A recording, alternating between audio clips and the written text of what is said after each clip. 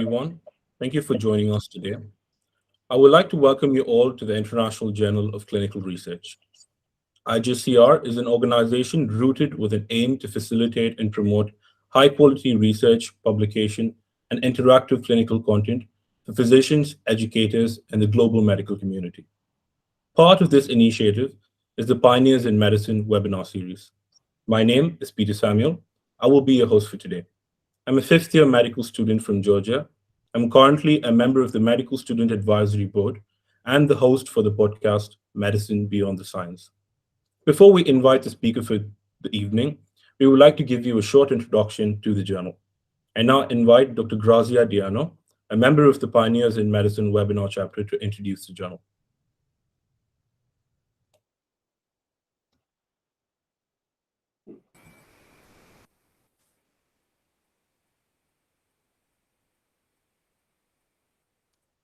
Hello everyone, my name is Grazia Diano and I'm a freshly graduated MD from the University of Plovdiv in Bulgaria. I'm part of the webinar series student committee and I'm extremely honored to be presenting the International Journal of Clinical Research today. So what's IGCR? IGCR is registered as a non-profit organization in Delaware, USA, where it has 0 article processing charges.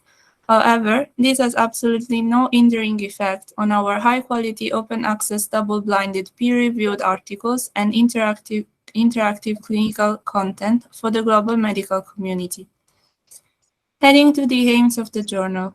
It aims to establish equity in the publishing field by having publication fees, making sure that no authors are financially disadvantaged, to guarantee the high-quality publication by employing rigorous editorial peer statistical review process to evaluate the manuscripts, to encourage and promote scientific research by involving young researchers and medical students, teaching and guiding them to the process of publishing, and to improve patient outcomes by optimizing information delivery, especially from the developing countries. Within its scope, various types of research papers are published, including case reports, case series, narrative reviews, and original research. Due to its system and quality of the articles, IGCR has obtained indexation from the ESSN, DOI, Crossref, Google Scholar, Publons, DOAJ, and is through the process of obtaining PubMed as Scopus indexations. Although IGCR is so young, starting 2 years ago in May 2020, where our reach has started from 5 countries and 9 cities, it has achieved an exponential growth, and now it's reached 131 countries and 1,600 cities. And this is the data presented by the Google Scholar Analytics.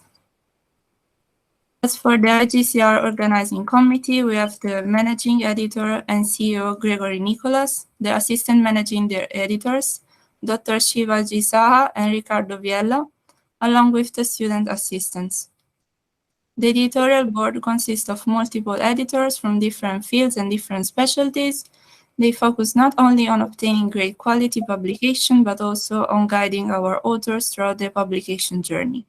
We have esteemed editors from various countries who highly contribute and maintain quality of the journal.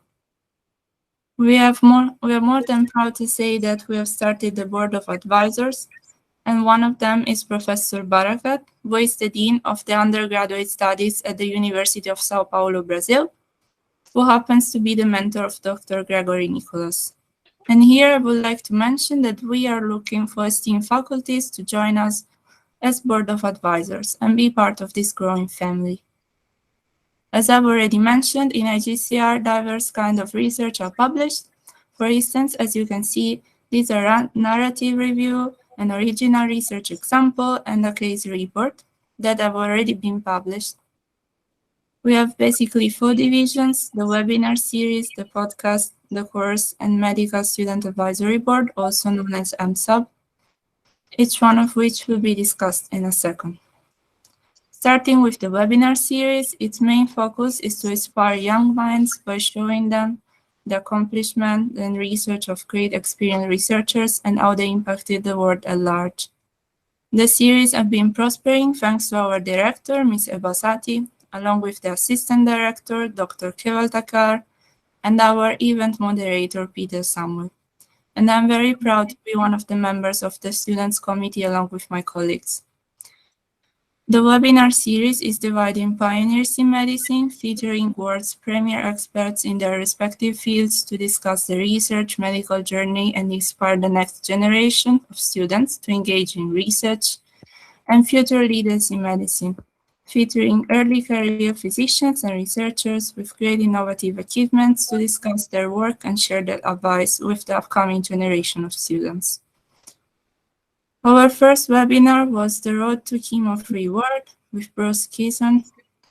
Then we had Dr. Alex Kensis presenting Why Do Young People Get Cancer.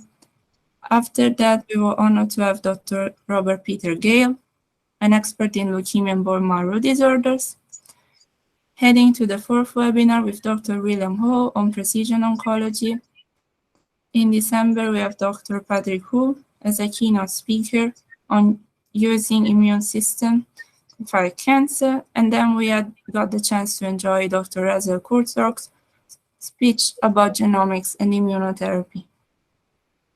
Then we had Dr. Mace Rothenberg, the former Chief Medical Officer of Pfizer, and Dr. Nazir Rachi discussing about neurology recent innovation. As for future leaders in medicine, we had Dr. Grayson Armstrong and Mari Mitriani. And today we're ultimately excited to be hosting Dr. Anthony Chang, who will be taking us through the latest AI innovation in healthcare. We are eagerly waiting for his great speech. We also have our podcast, Medicine Beyond Science, by Peter Samuel, a fifth-year medical student at Tinsley State Medical University in Georgia. We have 8 podcasts interviewing medical personnel, patients, researchers, and special guests to highlight the unique stories, personal experience, and contributions in medicine. They are on all podcast channels, including Spotify, Apple Podcasts, Listen Notes, and many more. So tune in to make sure to listen to the great stories behind each person and to check them out if you haven't yet. Our last and one of the biggest divisions in the Medical Student Advisory Board, which is run by the MSAP Council, including the advisor, Nancy Emanuel, and the presidents, Joanna Jabad and Perla Galou, the vice presidents, the executive assistants and chief administrators, the admission officers, and the research officers, which are responsible for creating, maintaining, and updating a database, which includes all the students who are interested and willing to take on position in the research working groups. The research working groups are working on writing scientific articles guided by mentors provided by IGCR, and in about 6 months, we had more than 100 students who have been given the opportunity to participate in research and 34 ongoing research projects.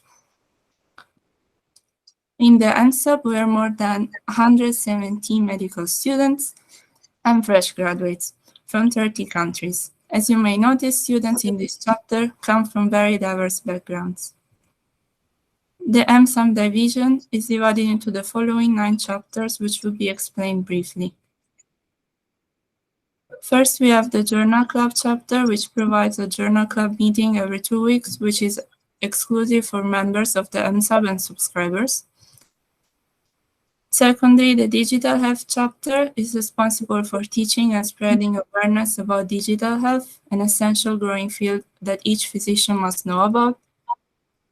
We have the Webinar Steering Series Student Committee, which helps in organizing the webinars that we already discussed. The Growth and Development chapter, which offers every month 1 session of community building activities and a workshop on growth and development.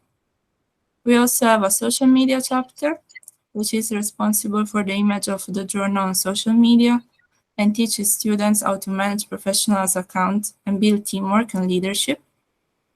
Hands-on writing skills in collaboration with IGCR Intersect provides students with a hands-on writing experience through which students develop their writing skills directly with a mentor. The Students Outreach chapter gets external collaborators and educational services that IGCR offers for free association internationally. And the Junior Mentors Program is a research course developed especially for the members of the MSAP to guide them from beginners to advanced. Last but not least, we have the USMLE Study Group, which is a newly launched chapter and aims to guide, assist, teach, and motivate students who will be taking USMLE exams to apply for the match in the USA. As you can see, MSAP has all these amazing opportunities and much more. So if you are interested in joining us, which is highly recommended, follow us on social media and check out our website for further information on how to subscribe. Thank you so much for your attention, and I will leave you now with Peter. Thank you, Grazia. As the term international would imply, we have a team of representatives from all around the world. Through the Pioneers in Medicine webinar series, we work hard to bring to you some of the most eminent professionals who not only pioneer healthcare, but help shape it. As the ninth speaker of this series, we have Dr. Anthony Chang, a physician and a specialist in artificial intelligence. And now invite Ms. Hebesati, the director of the Pioneers in Medicine webinar series, to introduce the speaker for the evening.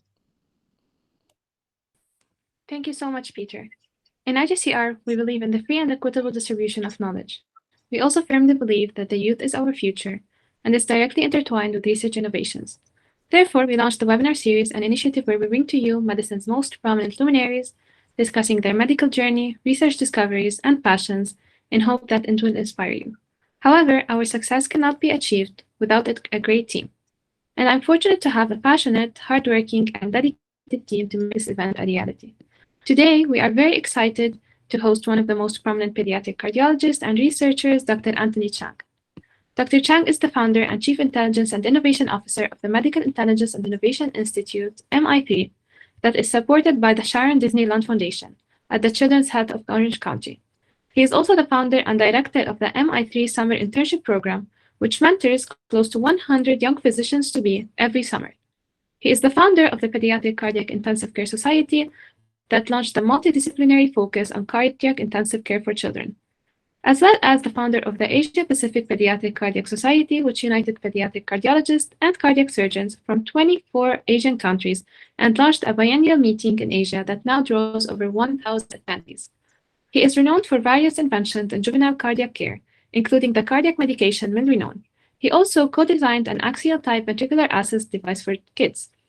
He also serves on the committee that reviews pediatric funding applications at the National Institutes of Health and is the editor of several pediatric cardiology textbooks. Dr. Chang was recognized as a physician of excellence, a top cardiologist, a top doctor for many years, and one of the top healthcare innovators in the country by the Orange County Medical Association. This makes up to be a very short excerpt from a very profound book. I could take up the entire session with his merits and various attainments. However, I'd reckon you'd hear it best from the man of the hour. Without further ado, Dr. Anthony Chang, the floor is yours. Thank you, Heba, Peter, Caval, and Grazia. Thank you for the invitation. I'm very honored. Such a prestigious title to be a pioneer in medicine, but I'm just a very humble convener of people for improving healthcare. And I'm, first of all, congratulations on all that you're doing. I had very little idea there was such a powerful coalition of medical students and researchers from all over the world, such as yours. I'm happy to stay involved in the area of artificial intelligence for all of you. So I'm very excited for future conversations. I hope that we don't end with just my talk today. And I want to apologize to everyone. Unfortunately, you may have heard the US is undergoing a surge of COVID and RSV in children. So I literally will have to rush to the clinic and the hospital at the end of the hour. But I'll leave everyone with my contact information, including my cell phone.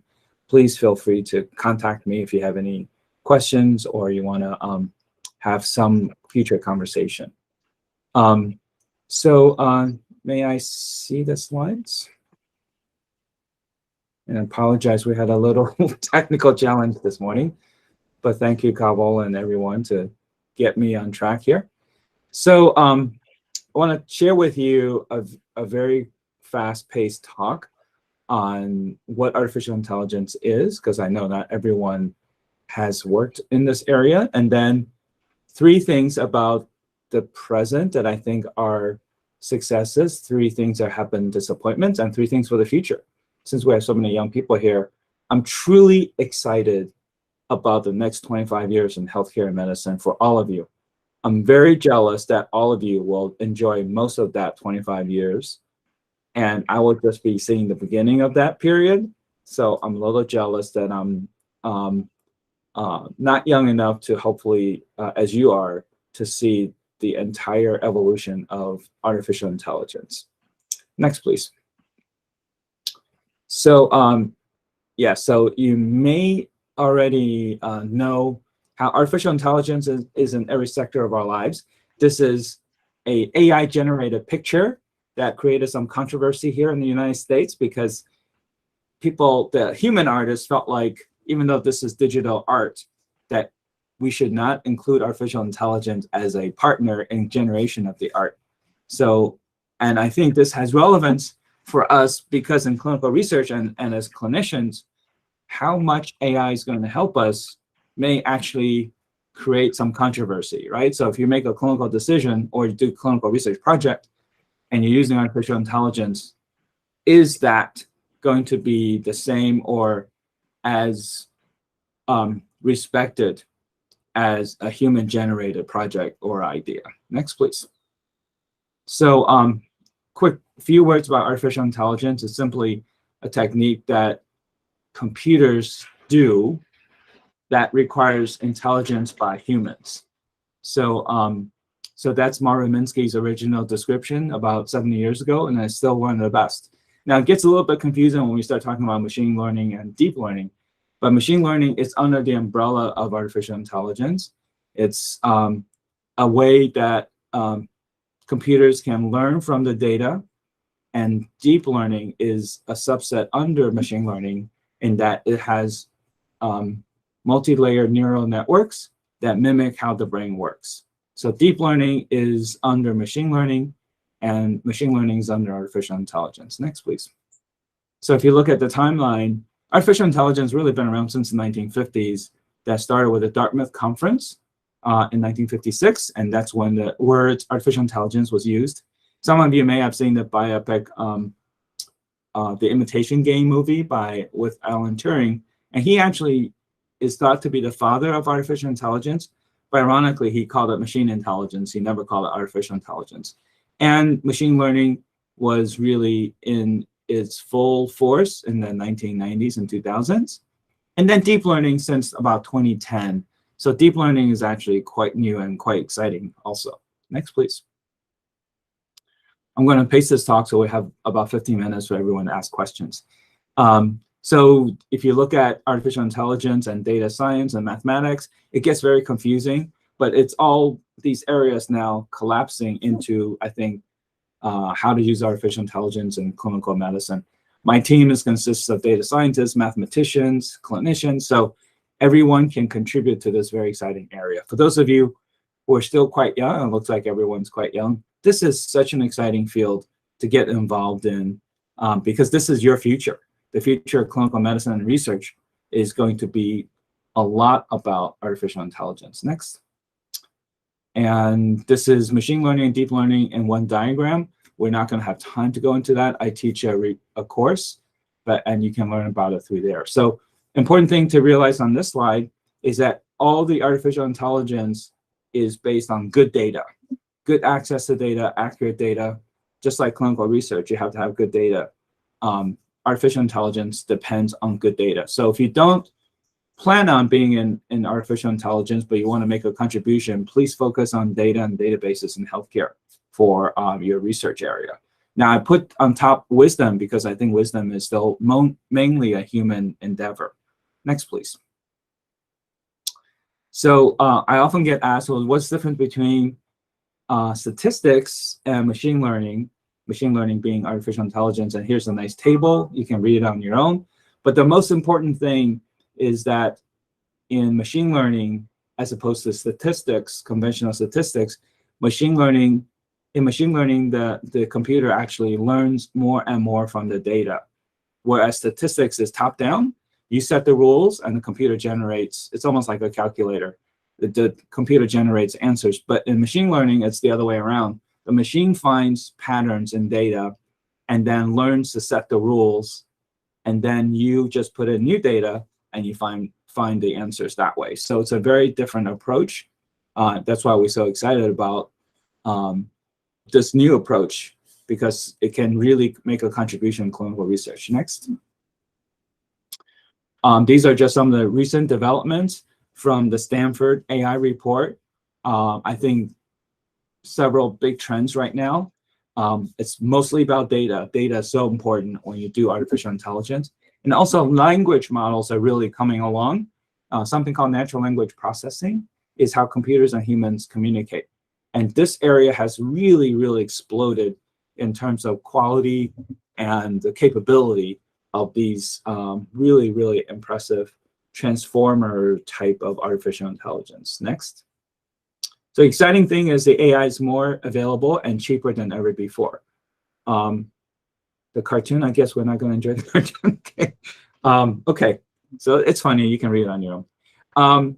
AI in medicine has not been around very long, really since the 1970s. But recently, it's been exemplified by the use of deep learning for reading chest X-rays in 2017, as you can see there, using artificial intelligence to interpret cardiac imaging, and then now using artificial intelligence for diagnosing diabetic retinopathy, which is very high, unfortunately, in most of the countries that are represented here.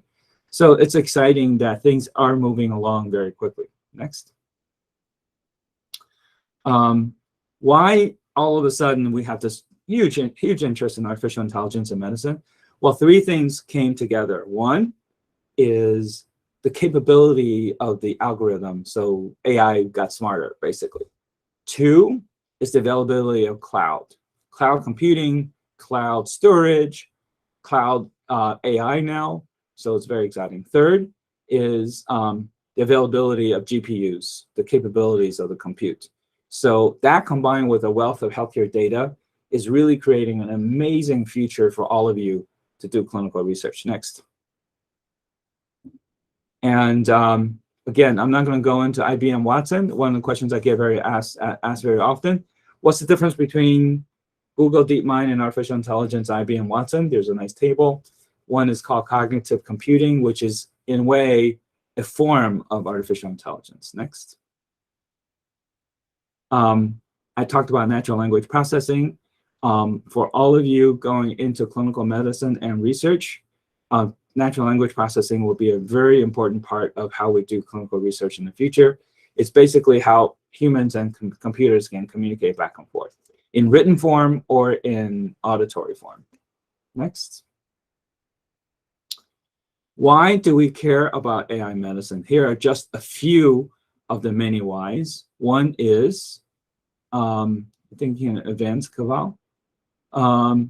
It elevates the clinician's performance. Sorry about the words. We need AI for translating PowerPoint from Keynote from Apple. So that's what we need. Okay. It makes everyone a better clinician if you have artificial intelligence. So that's one important reason. The second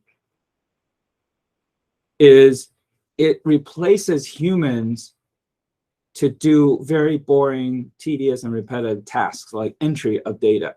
In 2022, in my opinion, why are we still entering data into registries, into Excel spreadsheets? All of that should be automated with primitive artificial intelligence. Next.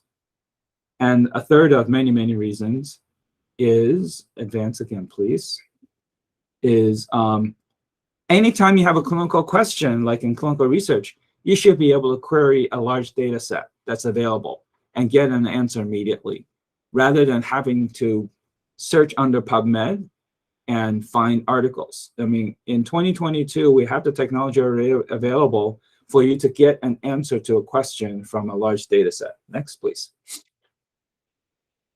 Next, please. So artificial intelligence is sort of like wearing a different lens to look at the same problems.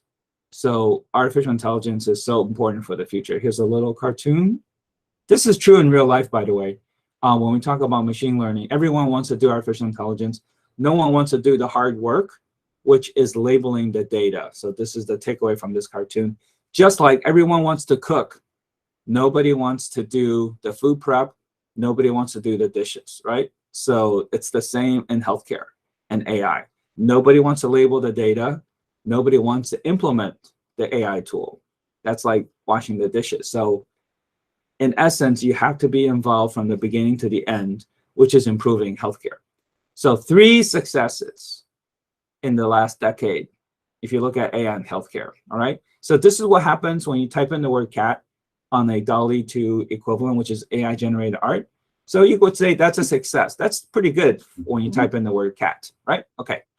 So 3 successes. 1 is definitely, and I apologize the words there, you'll have the PDF of all of this. The use of something called convolutional neural network, or CNN, for medical imaging. Very well documented now. This is as good, if not better, than human clinicians. Looking at chest x-rays, I talked about all this before. Now using MRIs, using AI for interpreting MRIs for strokes. It's very well adopted now in the United States, and probably will be in other countries as well. Now, services like AI are getting paid slowly but surely and getting approved by the FDA.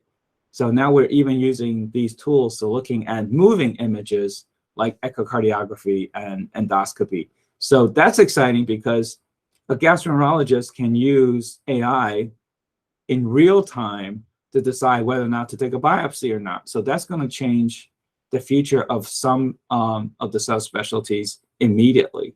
This is a project that I did with our team here, looking at automated interpretation of a congenital heart defect called a patent ductus arteriosus, which is, as you know, a vascular structure between the aorta and pulmonary artery. Now, if you advance, I may or may not play the little video clip, but on the right there is just the process of this convolutional neural network. Does the movie play? Probably not. Okay. Second success, I think, this past decade is using deep learning and artificial intelligence for 3D protein structure prediction. I was a molecular biologist in my younger days. It used to take months to years to take a genomic sequence and predict the protein structure, particularly the quaternary structure. Now, AlphaFold can help in a big way to determine the protein structure from the sequence and in a much faster way. We're talking about hours and days instead of months and years. This is going to have huge implications for clinical research, drug design, vaccine design, understanding the mechanism of disease. So this is truly a really important win in the area of biomedicine using artificial intelligence. Next. So win number 3 is not as exciting, but also an important win is the use of something called robotic process automation, or RPA, to help with healthcare administration. So really replace the human worker to do a lot of the administrative tasks. So the advantage of using machines or AI for these things is that they never get tired. They can work 24 hours a day. They are also very accurate, and they also can save money. So there are a lot of good reasons to think about AI for healthcare administration. Next. So what are some honorable mentions and success? I think humans coming together like this to talk about AI has really, I think, been exciting in the last few years. And I welcome the medical students to get involved because this is your future, much more than for me. So please get involved in learning about AI, and we can talk about how we can do that. So one exciting, I picked out a few things that are particularly relevant for clinical research. For clinical research, you will no longer need in the future to share data for every single research project. You can do something called federated and swarm learning, which means that you're sharing the insights, you're sharing the knowledge from the research without sharing data. Usually humans have hesitation to share data, especially amongst institutions. Now you can just share the AI knowledge of the data without sharing the data. So that's very exciting for the future of clinical research. Next. So what are disappointments? I don't want to say failure because that's too strong a word, but these are clearly disappointments. So if you put in, type in patent ductus arteriosus and echocardiogram, this is the picture you get from the AI generated picture, which is not a PDA and it's not an echocardiogram. So I would say this is disappointing for AI generated picture. It should be better than that, right? Okay, so what are 3 disappointments? Number 1, next slide, is it's still very difficult to have continual access to healthcare data. The most important part, as I mentioned, of AI is to get data. So we're still having trouble getting data, getting labeled data, having data scientists, researchers to have access to data. So hopefully, with the availability now of synthetic data, which is using the real data and make sort of a version of that data with the same statistical relevance, but just protecting the patient identity. And then I think a combination of synthetic data and federated learning I just talked about will overcome the lack of access to healthcare data. Disappointment number 2. Well, this is an example how when you have access to data, it's so helpful. This is a study that we did looking at cardiovascular conditions in the middle of COVID, and that we were able to get access to 200,000 children that had some cardiac event. So it's very, very helpful to have that kind of access when you do clinical research, right? Not many clinical research projects are going to have 200,000 patients. Next.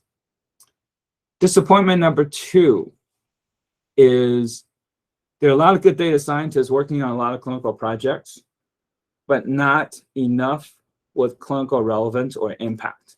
So that's something we're driving very hard this decade, is making sure that there's a collaboration between the data scientists, the AI experts, and the clinicians, and hopefully with some of you being able to be what I call bilingual. So I'm lucky that I got conversational in AI, but I'm hoping that some of you will become bilingual from early in your career. Just like with languages, if you get involved in AI at this point in your career, guess what? You'll grow up in medicine being not just bilingual, but you will not have an accent because you learn the language so early. To think about medicine in the framework of not just what you know in clinical medicine, but in the framework of applying AI and data science to your questions, to your problems, to how you treat patients. So very exciting time. So clinicians really need to be involved in achieving the clinical relevance and relatability. Again, I'm sorry about the words there, but a third disappointment is still the poor performance of AI-enabled decision support. So everyone's dream is to have AI help you when you make decisions in real time in the ICU setting or in your subspecialty. And the few models that are out there have not succeeded at the level that we thought. So we need to spend more time. And I think there's an underappreciation for how amazing it is when clinicians make a decision. There's so many different factors involved. They're so complex in real time that AI in its best form is still having some trouble making that decision like a human clinician would find so easy to make. So sometimes what's really easy for humans may be very difficult for computers. The corollary is true too. What's very easy for computers looking at pattern recognition is sometimes very difficult for humans. But wouldn't it be wonderful for humans and computers to work closer together and hopefully in your lifetime? Next. So some of the honorable mentions for disappointment is the relatively slow adoption of AI in health systems. I think we really need to move faster in adopting AI for health systems. And I think this pandemic has illustrated how we were impacted by lack of sophistication of AI tools in health systems. We lost a lot of lives, as you know. Okay, next. So one thing that as clinical researchers and clinicians is that whatever model you build, model is the AI tool that you use, oftentimes cannot generalize or cannot be spread among many centers because not enough people understand how to maintain these models. So think of AI tools as having an expiration date, that they don't last forever. It's not like a medical device that can run 10 years or 20 years like a pacemaker. These things need tuning, fine tuning all the time. And we need clinicians that understand both clinical medicine and AI to be able to help us with that. All right, so let's think about something exciting for all of you, the future. What's coming for the future in AI medicine? So my dream is that when I type in patent ductus arteriosus echocardiogram, you see that picture, not the one you saw before, right? So this is a PDA with an echocardiogram. All right, and you'll see this probably within a year or two, so it's exciting. Now, when we think about the future of AI medicine, we need to look at this is the Gartner's hype cycle. You need to look at what's happening in AI, and next. At the same time, you need to see what's happening in other technologies because AI is now often involved in many, many areas of other technologies like extended reality, like some of the other technologies that are going to be very, very available, like digital twins, which I'll talk about in a minute. Okay, next. Number one, future direction for all of you is healthcare will become like a learning system. Now, some of you are medical students and some of you are young clinicians. Wouldn't it be wonderful to learn from, instead of textbooks, learn from a real world learning system where there's wearable technology that are feeding in data, there's artificial intelligence involved in interpreting the data, everyone is learning from different people, and this is especially relevant for the pandemic. And you essentially created a healthcare nervous system in the real world that have real world data, and you're learning from that instead of from a textbook that, as you know, even a textbook I've written a lot of textbooks, even a textbook that was written last year can be outdated. So we owe you, the medical students of the future, a way that you can learn in real time with what's really happening now.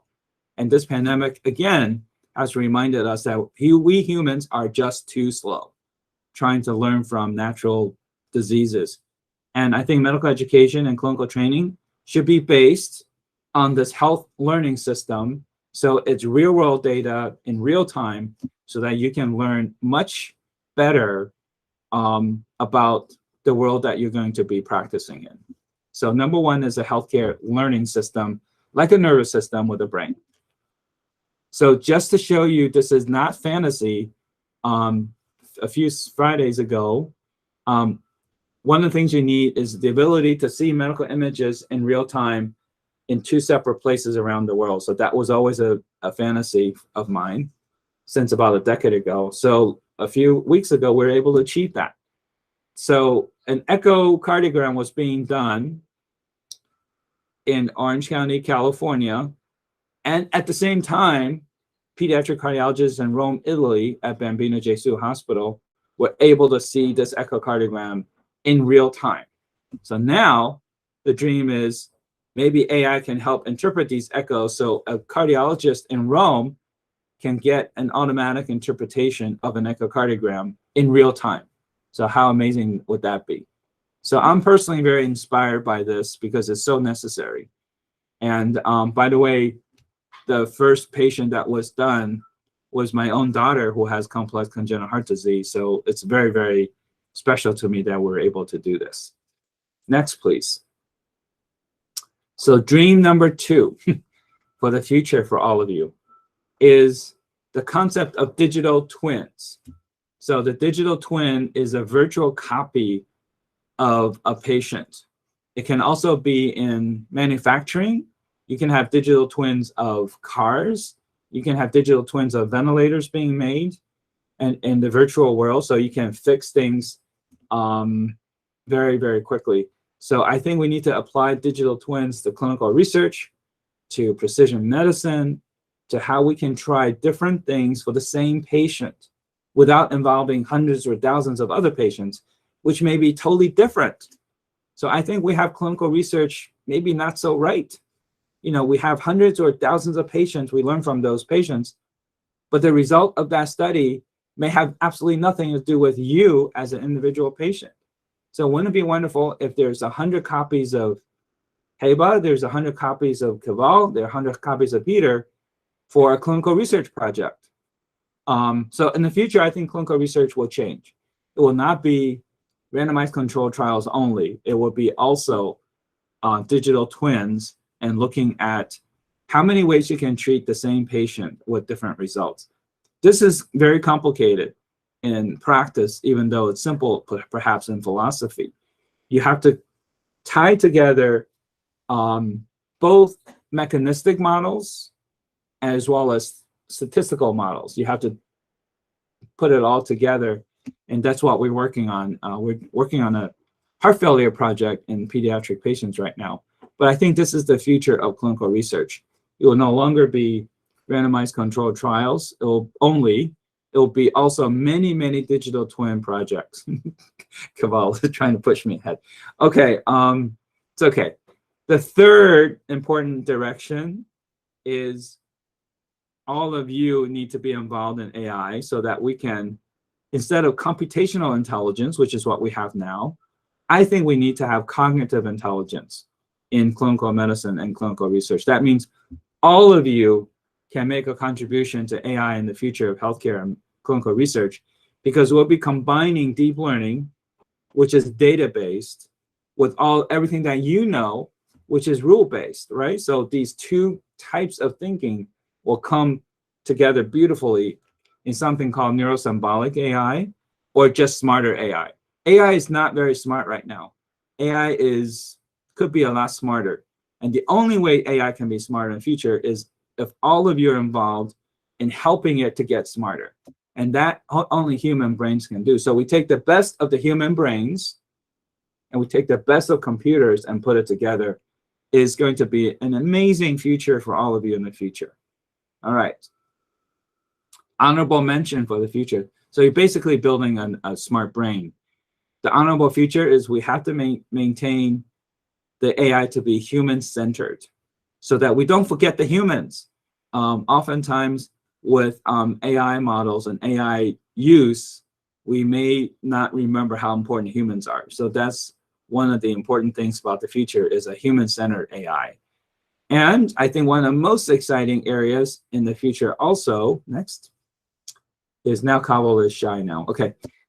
Deep reinforcement learning is something truly exciting that is able to defeat human champions in many games now. So the future of clinical practice and even research is using something called deep reinforcement learning, which is a special branch of AI. And I think it will be truly a game changer. Excuse the pun there. Okay, next. Because we want to go from evidence-based medicine to what I call intelligence-based medicine. And that's why I named the book I wrote, Intelligence-Based Medicine, because we need to use the data that's available much more than we are now in our practice, especially with precision medicine and population health. Next.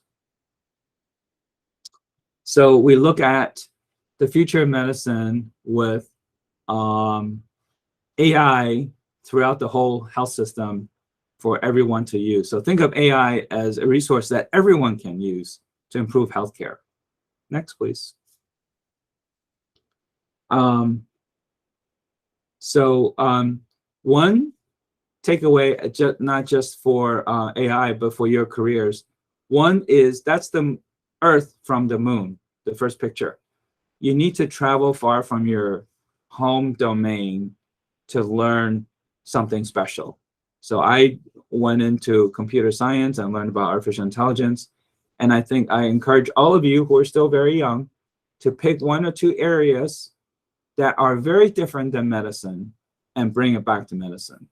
Number two, work very closely with people from other areas outside of clinical medicine. That's the Formula One driver and an engineer working together. How beautiful is that? My own niece is going to be a doctor and an engineer. And I think we need a lot of young people to become interested in not just clinical medicine, but something else.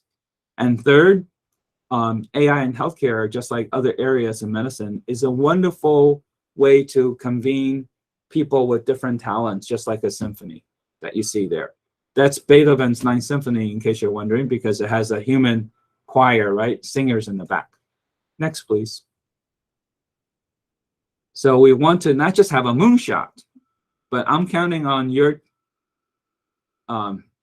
participation as younger generation clinicians to take us to Mars, not just moon, but Mars. Next. So these are my two daughters. Emma is 9. She wants to be a NASA engineer and astronaut. And then she's much younger. They're much younger than all of you, but that's your future generation, right? And my other daughter is Olivia, 7. It's her first day in the clinic with me.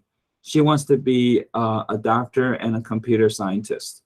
So I'm very inspired by them because I see them every day, just like I would be inspired by all of you, because your future is just incredible to be able to combine clinical medicine with something else. Next.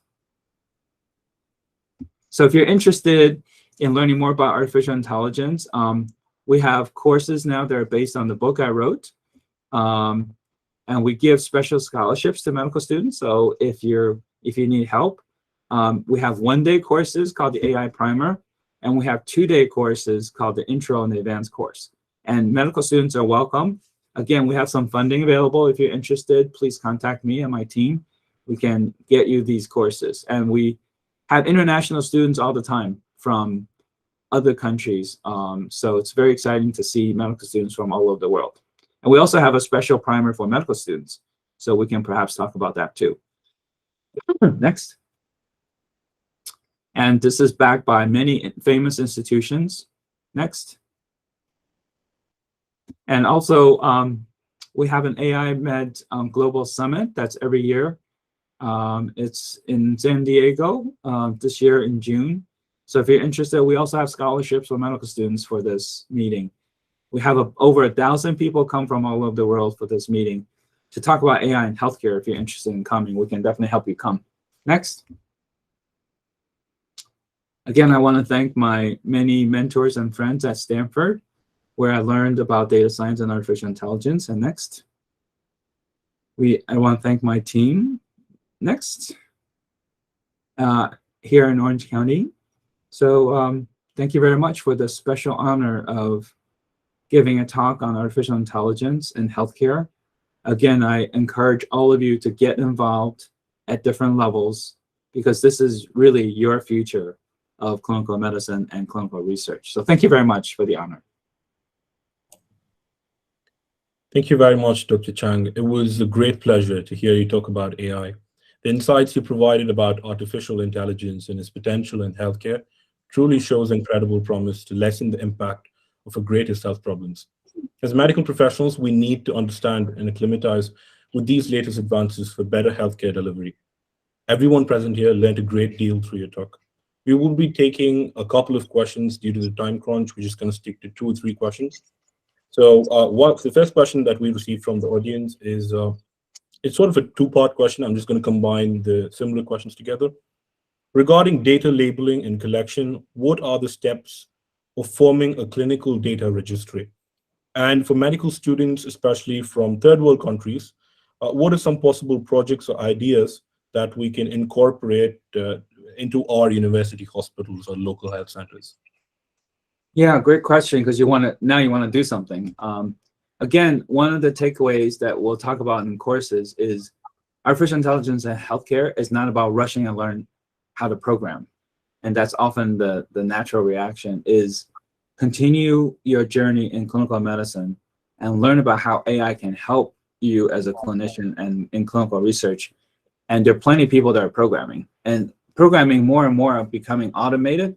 So I would focus on clinical medicine and not just dive into programming right now and learn about data and databases. There are more and more publicly available databases now for students to learn from.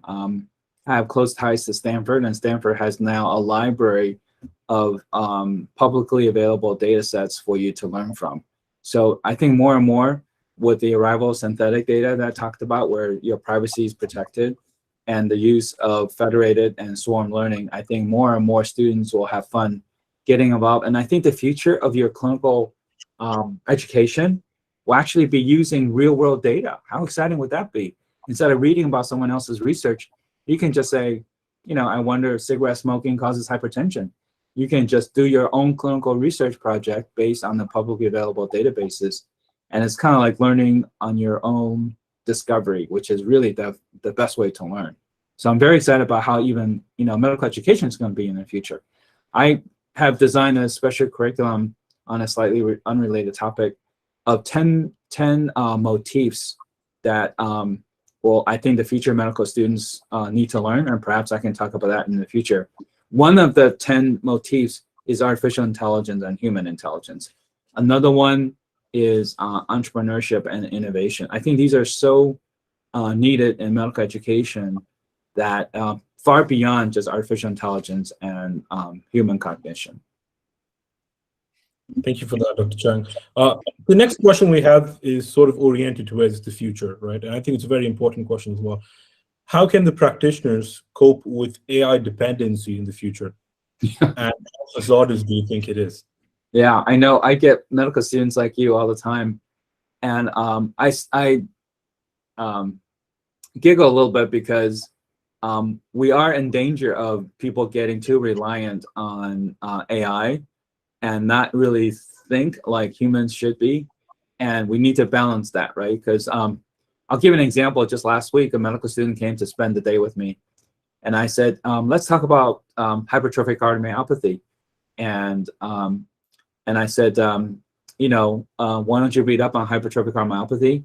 And at the end of the day, we can come together and, we can talk about hypertrophic cardiomyopathy after you learned a lot on your own, between patients. So she came to me after half an hour and said she's ready to talk about hypertrophic cardiomyopathy because she Googled and PubMed and searched. And I think that's a danger, right? Because I spent all of my life of 40 years as a pediatric cardiologist. I still feel like I have much more to learn about hypertrophic cardiomyopathy. Sometimes if knowledge comes too fast and too easy, you take it for granted. You think you know everything already, when in fact, I call that knowledge surfing. I'm in California. You're surfing on the surface of the ocean. You need to do a deep dive to learn about things. And when things are so available, you're just surfing all the time because it's so easy. But we need to do deep dives. And perhaps I'm old-fashioned now, or just old, but I think you need to learn all the theories and all the other knowledge before you think you understand the disease. So I totally agree with the question that, especially now with AI, it's going to make it even easier, right? You can just take an off-the-shelf software and can do things, but not really understand all the steps that the computer got there. So I see that already among my data scientists. They'll just do a project. They don't really understand the disease process. So we need to be very careful with the powerful tool of AI that you don't have what we call automation bias, which is over-relying on the AI and not make that decision on your own, because there are dangers if you over-rely on AI. For instance, if you think about GPS, right, when you drive, 1% of the time the GPS is going to be wrong on something. One time, I live in California, and one time it was going to show me how to drive right into the Pacific Ocean because it forgot that I have to take a ferry to go to an island. So it was going to direct me right into the ocean. And of course, I didn't do that. But if you're not careful, you can, allow AI to make a dumb decision for you and actually, affect the outcome of the patient, which we obviously don't want. So you still have to have common sense, right? And there's so many examples in real life, Peter, where you have AI making decisions that are not so smart. One of the books I've written on heart failure in children, I was just having fun looking on Amazon. And one time I noticed that the book was going to be sold for $25,000. And I realized that's an algorithm gone crazy, right? Because they have buyers, but they have very few copies. So the price kept going up, trying to generate revenue. But no one except my mother maybe, would pay $25,000 for a copy of my book, right? Because it just lacks common sense. So algorithms sometimes do lack common sense. So you have to be very careful using AI. It's very powerful, but sometimes it doesn't have common sense. Thank you so much for that. So to be respectful of your time and everyone's time, we will be discussing one last question. So this is a question we all ask all of our speakers that join us. So we have a lot of attendees here that are medical students and are trying to get into research. And so what is your advice to people who want to get into research in medical school? Well, I think, my obvious answer is learn about data science and artificial intelligence, because that is going to be the future of clinical research and also related technologies. As a matter of fact, at our Children's Health of Orange County, our health system, we are actually coming together. You'll be happy to know that our clinical research director, Dr. Sanger, and I have actually formed a union so that data science is used not just for clinical practice, which is what I try to do, but also for clinical research. And that's the future. Is I always was bothered by why clinical research has to be different than your clinical practice. You should be doing research when you're doing clinical practice, and you should be doing clinical practice when you're thinking about clinical research. The two should be like two strands of a DNA. I'm going to see patients in less than 1 hour. I should be doing clinical research for those patients and should be automated for the most part, right?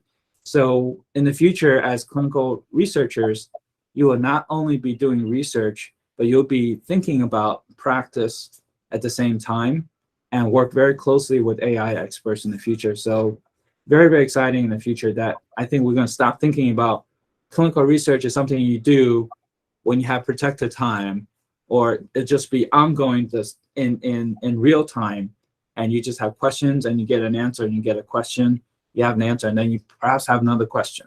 So that's my fantasy in the future in your generation, is we will not make a big deal about clinical research as a separate discipline, or that you do in a separate time when you have time.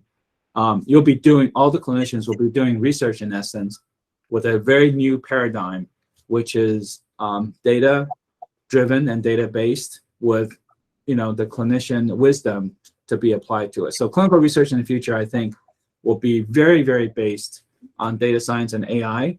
So the faster you learn about data science and AI, the less accent you will have when you're bilingual. Not that accents are a bad thing. I'm just saying what I meant to say is, figuratively speaking, you'll just be so bilingual that you're thinking with two sides of your brain rather than just one side. Thank you for those comments, Dr. Chang. So for anybody who has additional questions about today's topic or about the course that is being offered by Dr. Chang, we're gonna include his contact towards the end of the recording on YouTube. So thank you so much for your insights, and they were truly valuable to us today. Thank you. Thank you for your inspiring work and for paving the way for both current and aspiring healthcare professionals. No, I'm truly inspired, Peter, by all of you that are coming together on a Saturday or a Sunday, no matter where you are. I'm truly inspired by young people and younger generation. So please put me to work to help you in the future of not just your journal, but also the medical students. I put together lots of programs on AI for medical students, so please allow me to help all of us and help the next generation and our patients also. And with the promise that you will help my own daughter who wants to be a doctor. I'm counting on you to mentor her also. So that's the only request I have, is you take good care of her when she's a doctor. Absolutely. Thank you, Dr. Chang. Okay. And once again, to everyone in the audience that joined us today, thank you for taking out the time so we can be synonymously present here. I hope you leave this webinar full of inspiration and new morale. On behalf of the whole IGCR team, we wish you well and hope to see you next time with yet another exciting webinar. Thank you and have a great day.